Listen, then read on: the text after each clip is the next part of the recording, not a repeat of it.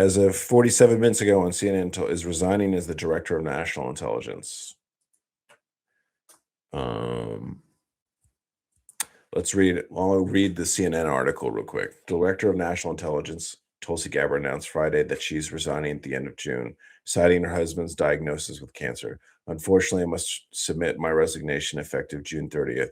She wrote a letter to President Donald Trump. My husband Abraham has recently been diagnosed with extremely rare form of bone cancer. He faces major challenges in the coming next weeks and months. At this time, I must step away from the public service to be by his side and fully support him through this battle. Trump quickly praised Gabbard and announced Principal Deputy Director of National Intelligence Aaron Lucas will serve as Acting Director of Intelligence. Her wonderful husband, Abraham, has been recently diagnosed with a rare form of bone cancer, and she's rightly wants to be with him, bringing him back to good health as they currently fight a tough battle together. Trump wrote on Truth Social, adding that Gabbard has done an incredible job and we will miss her. Um, so that's interesting.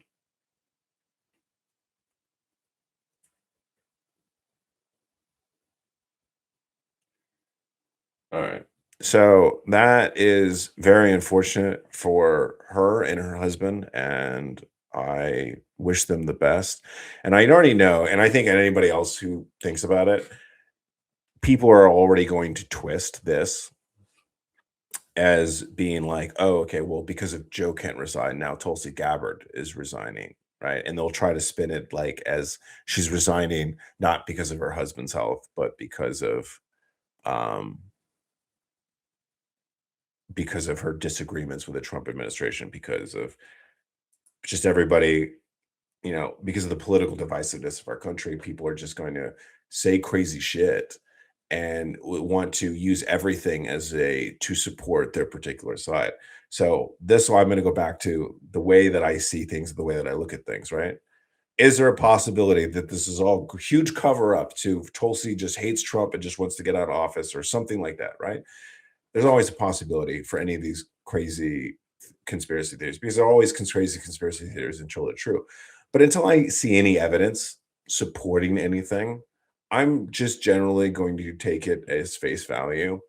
And, you know, and if something, but I will always stay open minded. So if anything else comes out that says otherwise, cool. If not, I'm going to take this at face value, considering you look at human psychology and human emotion. If her husband has a rare form of bone cancer, is definitely going to be going through some really intensive procedures probably the next couple of weeks. Yeah, she'd probably want to spend the time with her husband instead of being in the office. So I think anybody can relate to that.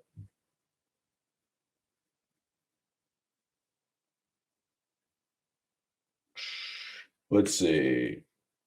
Um, A702.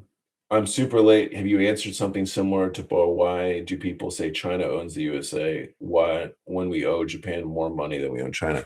It's the same people that say that Israel owns the United States. All right. So you have to understand that nothing is cut and dry when you're like, oh, we owe money to another country, right? There's a lot of nuance in these systems, and there's a lot of nuance when it comes to macroeconomics, especially between countries.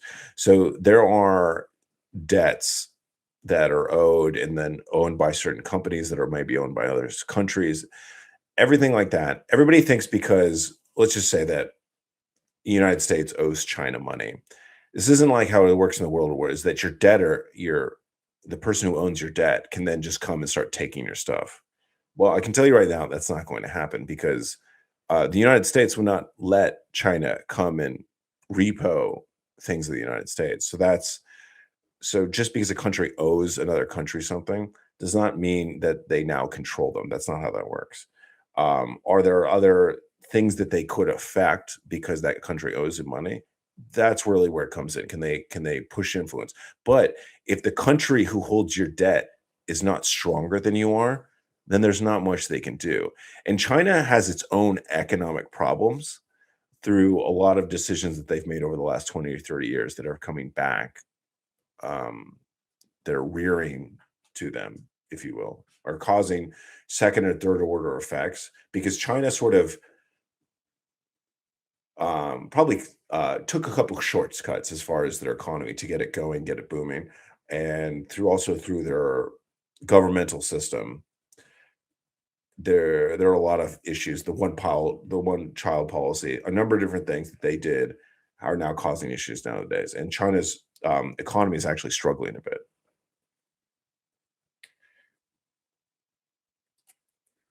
What do you think about Dwight Eisenhower's farewell speech writing about the military-industrial complex?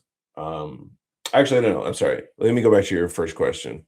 So, didn't her office get raided last week? I believe it did. Was it? I believe it was raided by the CIA. You know what? I should probably come up with a better location to put my keyboard in instead of just running my hand over this thing. Was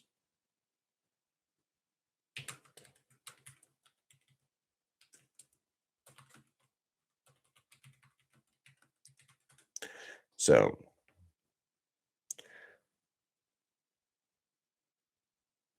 Okay. So apparently that's a no. It did not. So they said no, the CIA did not raid Tulsi Gabbard's office. While rumors and whistleblower claims circulated online that CIA raided her office to seizure documents such as those related to the JFK an assassination and Project MK Ultra, Gabbard's office, along with the opposite of the DNI, the Director of National Affairs, officially designed these claims.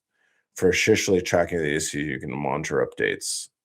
Um, or checked from the office of the director. So they're denying such things. So, but I would be honest, my my confirmation bias, and I'll be honest, when my confirmation bias goes off and it's getting triggered and I want to believe something, um, I believe personally from what I've seen within the CIA and everything like that. They definitely like to overstep their bounds, and they are constantly pushing, and they will push, and they will base. They're the type of organization. You know, you've heard this time old saying: "It's better to ask for forgiveness than permission." That's probably the motto of the CIA. We'll just put it that way, because I personally see them do things that they are not technically supposed to do, and they will do them until somebody tells them, "Hey," to basically slap their wrist and tell them to stop doing it. So the CIA is constantly pushing the envelope. So, not gonna lie, when I first heard this, I was like, "Oh, maybe that did actually happen." Okay. Yeah, and uh, you can honestly look a lot, especially a lot of the history that we know now about what the CIA was doing. It's and with the CIA has only grown in power. Like, for example, like there was a time when all like sort of like cell phones and wiretapping was done through the NSA. No, the CIA has its own organic capability for doing basically what the NSA does. It's called the Directorate of it's the Director of Science and Technology. That's what that holder. It's basically their own NSA. So the CIA has almost every capability that you can think of that every other intelligence service. It's completely redundant. All right, let's go back to where we were at. Any more questions? What do you think about Dwight Eisenhower's farewell speech about the military-industrial complex? Warning about it, right? I would agree because you got to think about it, right? You have to. All this comes back to is understanding human psychology and human emotion, right? Everybody wants to get what's good for them, right? And there are a lot of people who have the character who will sacrifice some of their own things to do things for other people. But a lot of people are not like that, especially people in business. And when people start making money, what do they want to do? They want to make more money. Just like when people get into power, what do they want? They only want more power. And the way that the government spends things, specifically in the United States military industrial complex, because it's almost endless, is you can make a lot of money in in the United States military industrial complex, and um, that is obviously one of the reasons why we were pushed into the Iraq War, and that is a lesson that we need to keep in mind that they are not should not be the ones who make money off of wars should not be the ones influenced because we're just going to keep going into wars because they make money regardless while the rest of the world is hurting through these conflicts we talked about with globalization. The military industrial complex wins every single time. So, you know, while obviously I served in the military for 20 years and big fan of the way that the American do things, but there's also cons to everything, including the way that the American military system does things. And one of the biggest side effects is the military industrial complex and the huge negatives that come from that system sometimes. So, all right. So let's see. Which actually, this is a great segue because another thing that's affecting the global economy right now is that defense spending is rising and global defense spending, and not just in the United States, but globally, that defense spending is exploding globally. Countries across Europe, Asia, and Middle East are increasing their military budgets dramatically. And obviously, we had a bit of a hand in this because we made part of NATO at the beginning of Trump's term, this last term, made NATO basically increase their budgets. Um, so, which they needed to do, right? Obviously, NATO needs to learn how to defend themselves, but because we've been doing it for too long. But that's also creating throughout the world and all these other countries who are spending more on defense, that's creating more debt. It's obviously creating more government spending. It's creating more industrial mobilization, and it's putting more pressure on the national economies.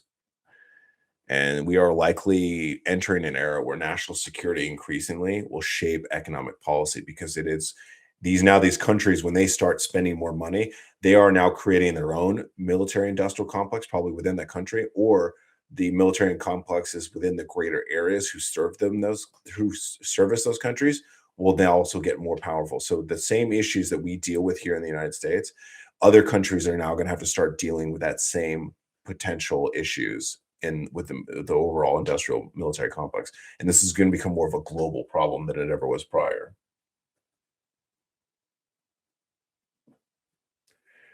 Um,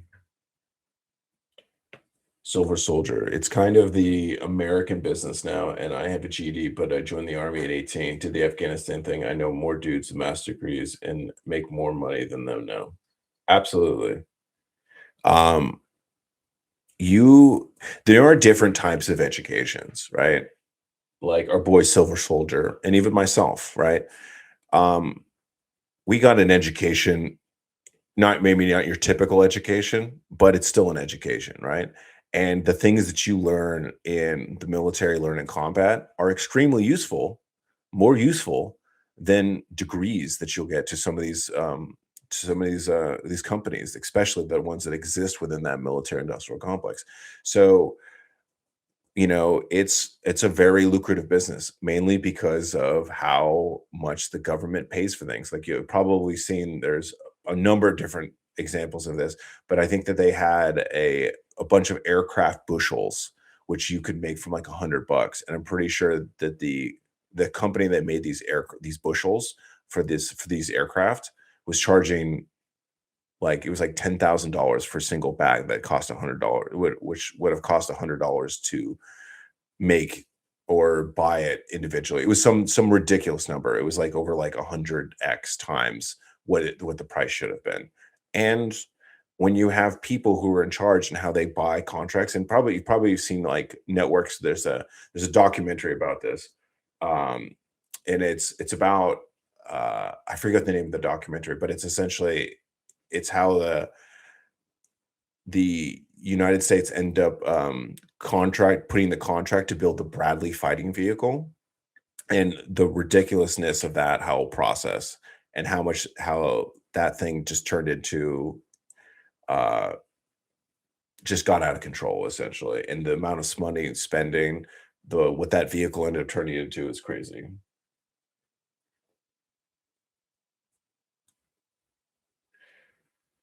So the next part of the global economy is AI, because AI is becoming a major economic force multiplier, right? There are so many positions within specifically software, which is almost kind of like an interesting thing because like 10, 15 years ago, everybody was being told there's one industry that is awesome for the future. And that's where like software development, getting into tech, being IT. And the ironic thing is that these are the people that help build AI, and the first jobs that are getting essentially replaced by AI are the software and IT techs. And that's definitely hurt that specific industry. And I know a couple of people in the industry, and it's really hard to find jobs.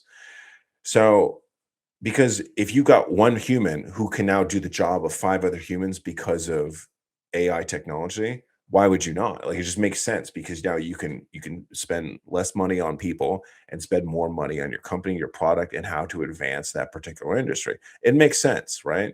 Just like, and I know people will get upset, be like, "Hey, what about the people?" Right? Okay, I forget what year it was, but it was like the turn of the 20th century, like early 1900s. The largest industry in the United States was horses. Within 4 years of the creation of the automobile, it dropped to be one of the lowest industries within 4 years. The most lucrative, largest industry in the United States was gone in 4 years, right? And what did people do? Everybody who's in so many people resolve their life and their profession revolved around horses. And what did they do? They figured it out. They got new jobs, they got new training. The same thing goes for all these other people, right? They have to adapt. We all have to adapt, right? We can sit here and we can cry about it all day long. Oh my God, AI is taking my job. Well, you know what? Go get educated. Go find something else. Go figure something else out, right? Everybody has had to do this in the history of life. You are not any different. So, if there's any piece of advice that I give, especially within this live, is if you're in an industry that's dying, uh, basically start preparing to get into a new industry, right? And there's plenty of things that you can do out there. Follow your passion, follow your love, or just do something that you can make money. That industries that are not going to go away anytime soon. So think about that.